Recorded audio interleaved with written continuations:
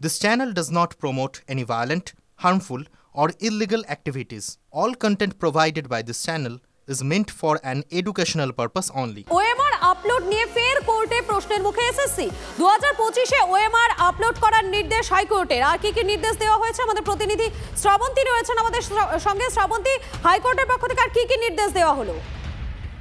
দেখো, এর আগের দিনই বলা হয়েছিল যে যারা অযোগ্য তারা কিভাবে পরীক্ষায় অংশ নিতে পারেন তাদের আলাদা তালিকা তৈরি করতে হবে এবং নাম, বাবার নাম ইত্যাদি দিতে হবে। একই সঙ্গে মামলাকারীদের বক্তব্য ছিল যে ওএমআর প্রকাশিত হলে তাহলে কে কত নাম্বার পেয়েছেন সেটা যেমন স্পষ্ট হবে, আদতে প্যানেল বহির্ভূত যারা তাদেরকেও বোঝা যাবে যে তারা কত সংখ্যায় রয়েছেন। এরপরেই আজকের বিচারপতি অমৃতা সিনহা নির্দেশ দিয়েছেন 2025-এর নিয়োগের লিখিত পরীক্ষার যে ওএমআর সেটা আপলোড করতে হবে। একই সঙ্গে তার পর্যবেক্ষণ কমিশনের উদ্দেশ্যে তিনি বলেন যে কমিশন কেন আপলোড করেনি এখনো পর্যন্ত, যেখানে শীর্ষ আদালতের নির্দেশে নিয়োগ হচ্ছে, প্রথম থেকেই স্বচ্ছভাবে কাজ করা উচিত, না হলে পরে ফের অনিয়মের অভিযোগ উঠবে। ধন্যবাদ শ্রাবন্তী।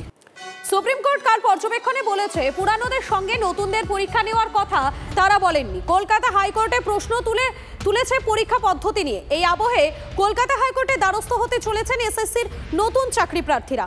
পৃথক পরীক্ষার দাবিতে কাল ফ্রেশার্সরা সওয়াল করতে চলেছেন। বিচারপতি অমৃতা সিনহার এজলাসে মামলা, সেখানে ফ্রেশার্সদের জন্য পৃথক নিয়োগ পরীক্ষার সওয়াল করবেন আইনজীবীরা। সুপ্রিম কোর্ট কাল পর্যবেক্ষণে বলেছে পুরনোদের সঙ্গে নতুনদের পরীক্ষা নেওয়ার কথা তারা বলেননি। কলকাতা হাইকোর্টে প্রশ্ন তুলেছে পরীক্ষা পদ্ধতি নিয়ে। এই আবহে কলকাতা হাইকোর্টে দ্বারস্থ হতে চলেছেন এসএসসির নতুন চাকরি প্রার্থীরা।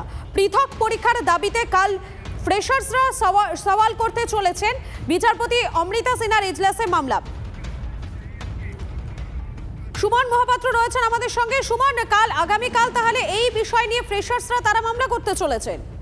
দেখো, একটা মামলা চলছে, অনগোয়িং আছে, সেখানে এই আর্গুমেন্টটা তারা তুলে ধরবে যে দরকার পড়লে আলাদা পরীক্ষা করা হোক, কিন্তু তাদেরকে কোনোভাবে বঞ্চিত করা যাবে না, এই প্রশ্নই কিন্তু তারা তুলছে। এবং ইতিমধ্যেই কিন্তু তারা আইনজীবীদের সাথে যোগাযোগ করেছে। কালকে অমৃতা সিনহার এজলাসে কিন্তু এই প্রসঙ্গটা উঠবে। সেক্ষেত্রে ইতিমধ্যেই পরীক্ষাকে কেন্দ্র করে একটা বিতর্ক তৈরি হয়েছে যে দুপক্ষকে একসাথে মিলিয়ে কেন পরীক্ষা নেওয়া হলো। সেক্ষেত্রে এই পয়েন্ট কিন্তু আরো জোরালো করবে এই দাবিটাকে। ধন্যবাদ সুমন। মেন কথা হচ্ছে সংবিধানের 16 নম্বর ধারা অনুযায়ী সরকারি চাকুরিতে সকলের সমান অধিকার। এখানে ভারতবর্ষের সংবিধানের অমান্য করা হচ্ছে। সংবিধানের 16 নম্বর ধারা মানা হচ্ছে না, কারণ একজন 100 নম্বরের পরীক্ষা দিয়ে মেরিট লিস্ট তৈরি হচ্ছে আর একজনের 90 নম্বরের পরীক্ষা দিয়ে মেরিট লিস্ট তৈরি হচ্ছে। এখানে দ্বিচারিতা দেখা দিচ্ছে, এটা কখনোই মেনে নেওয়া সম্ভব না, যার জন্য আমরা কোর্টে কেস করেছিলাম। 2016 সালের যারা ক্যান্ডিডেট তাদের জন্য ফ্রেশার প্রার্থীরা কেন বলি হতে যাবে? আমরা চাই যেন সমানে সমানে প্রতিযোগিতা হোক। ওরা আসুক, কোনো অসুবিধা নেই, 90 পরীক্ষা হোক, মানে আমি বলতে চাইছি সমানে সমানে প্রতিযোগিতা হোক। ওরা যদি আলাদা আলাদা পরীক্ষা দিতে চাই সরকার নিক, কিন্তু আমাদের ফ্রেশারদের তো চাকরি দিতে হবে।